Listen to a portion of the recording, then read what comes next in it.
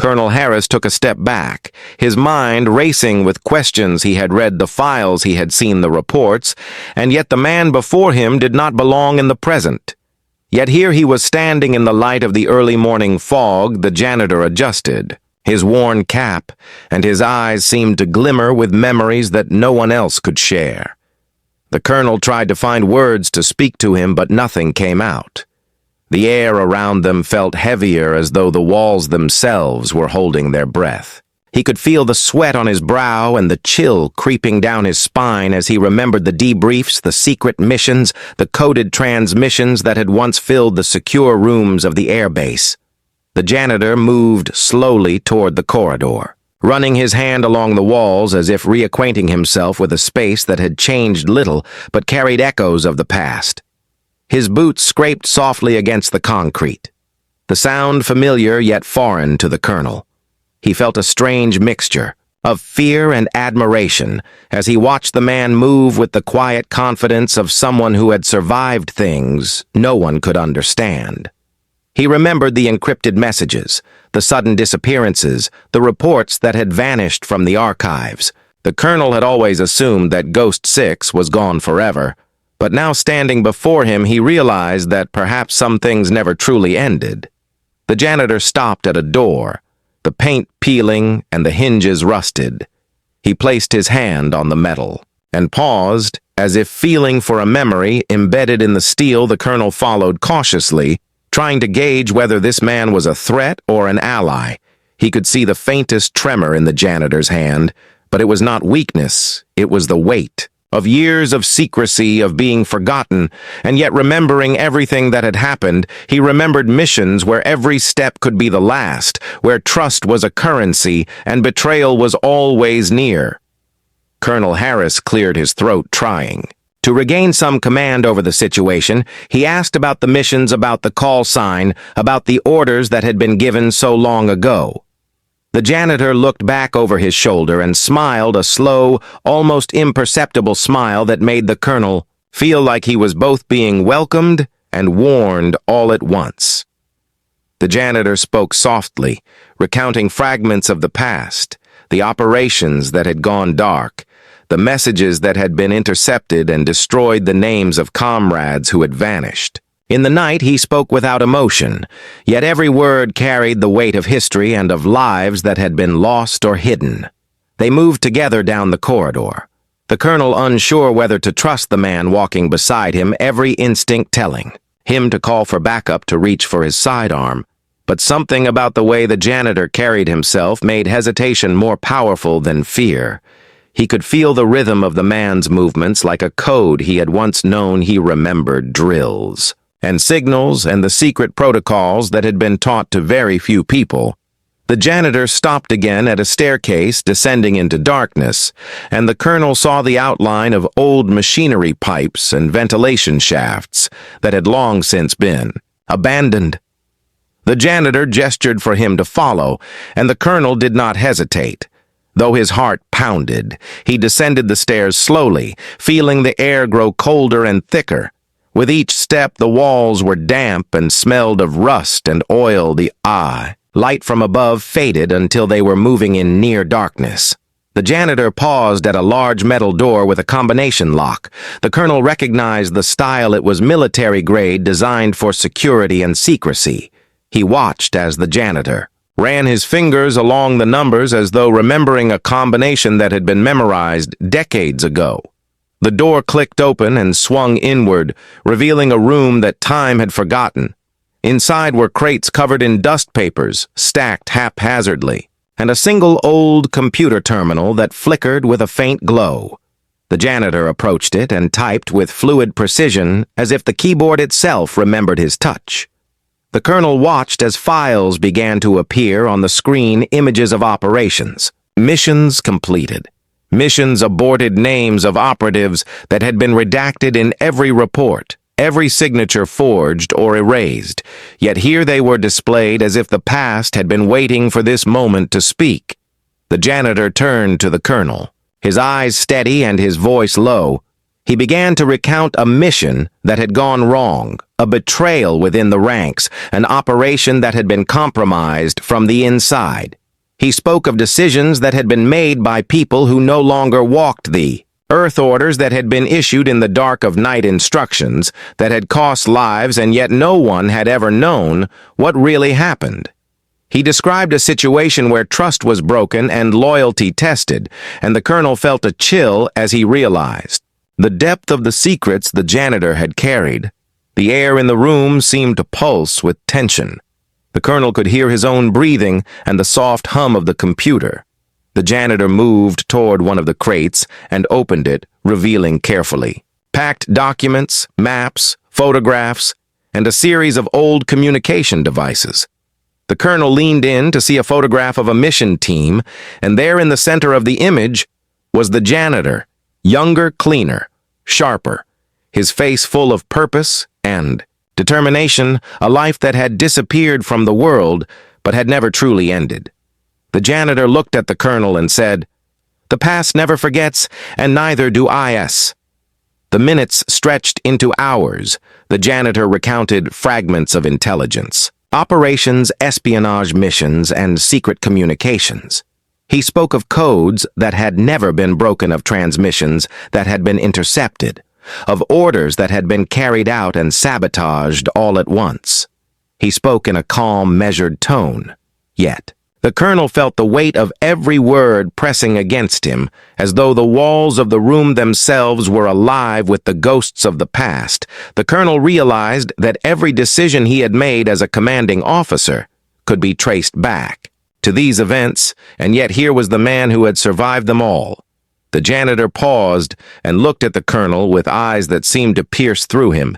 He asked a single question about a choice the colonel had made many years ago, a decision that had seemed insignificant at the time, but had set off a chain of events that no one had ever survived to tell about. The colonel swallowed hard, unsure how to answer, unsure how to justify what had been done in the name of duty and service. The janitor nodded slowly, as if he already knew the answer.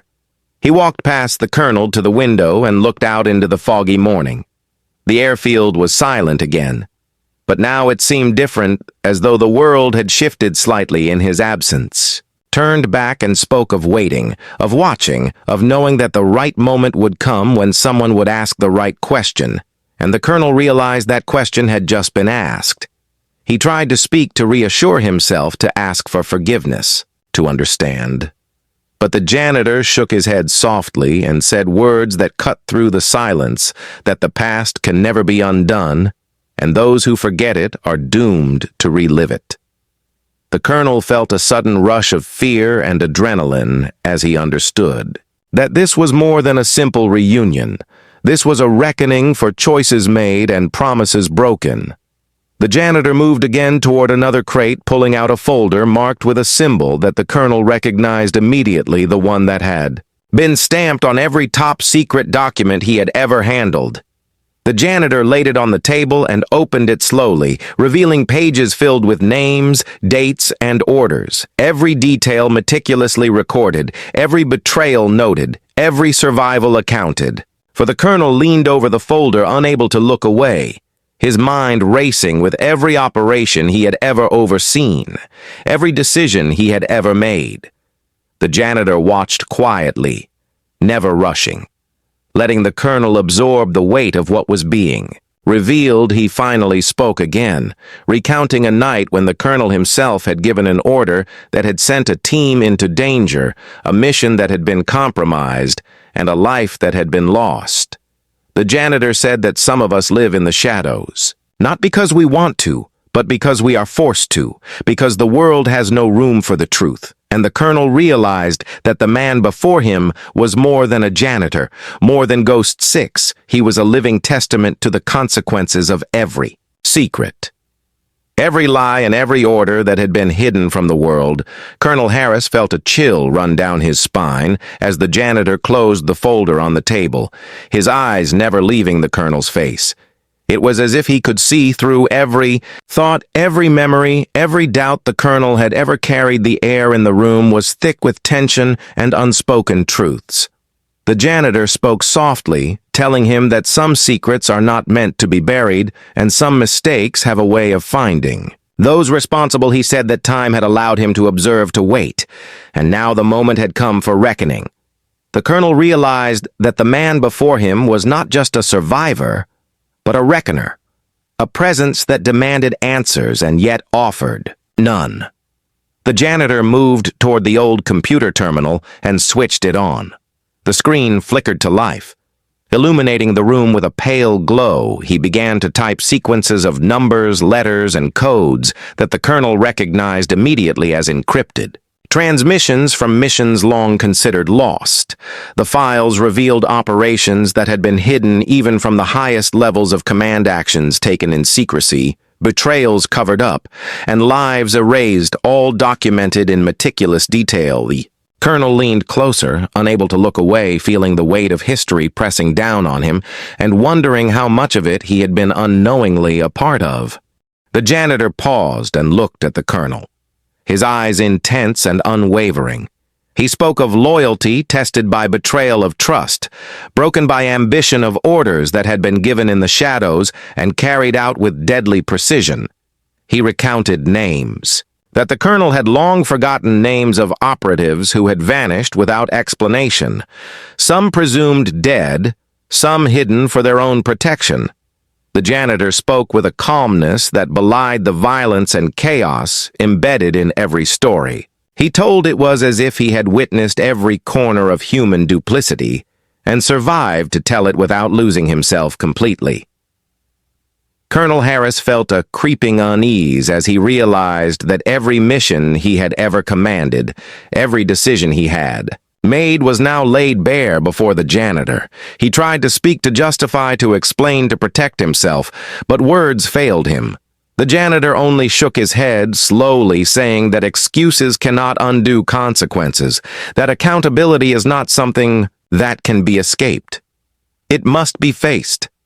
The colonel swallowed hard, feeling the enormity of the situation. He knew instinctively that the man before him had the power to change the outcome of everything he had once controlled, and the realization made him shiver.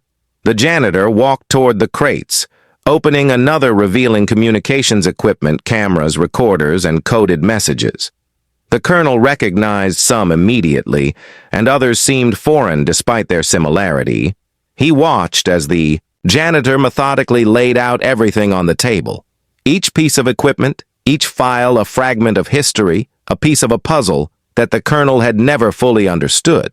He realized that the janitor had not merely survived, he had preserved everything that had been lost, and in doing so, had gained a knowledge and power that was almost overwhelming. The janitor looked at him, then gestured for him to follow toward the window overlooking the foggy airfield below.